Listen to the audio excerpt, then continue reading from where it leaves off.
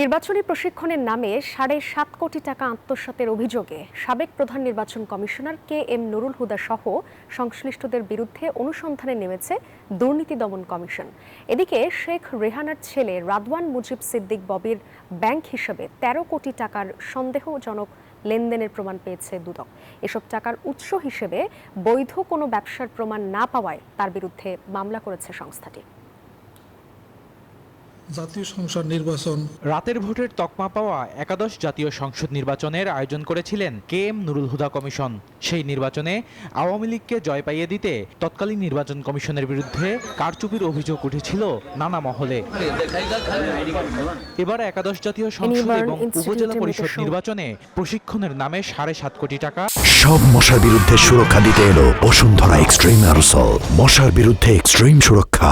আত্মসাতের অভিযোগ উঠেছে সাবেক সিইসি KM নুরুল হুদা সহ সেই সময়কার একাধিক কমিশন সদস্য ও কর্মকর্তার বিরুদ্ধে। প্রাথমিক সত্যতা মেলায় এই অভিযোগ অনুসন্ধান শুরু করেছে দুর্নীতি দমন কমিশন।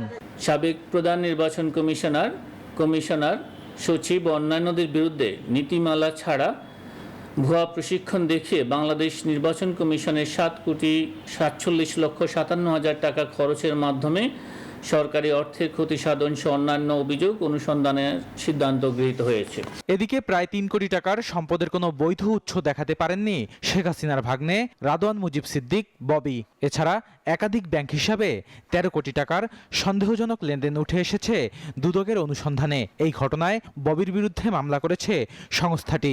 জনাব রাদওয়ান মুজিব সিদ্দিক ব্যবসা প্রতিষ্ঠান না থাকা সত্ত্বেও অবৈধ উপায়ে অর্জিত অর্থের উৎস আড়াল করার অসৎ উদ্দেশ্যে ৩টি ব্যাংক হিসাবে ১২,৪৮,০০,০০০ টাকারও বেশি অর্থ অস্বাভাবিক ও সন্দেহজনক লেনদেন করার অপরাধ অনুসন্ধানকালে প্রমাণিত হয়েছে।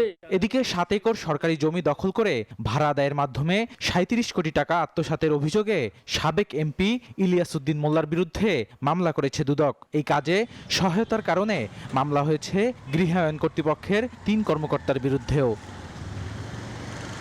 বদরুল আলম শাওন, নিউজ 24, ঢাকা।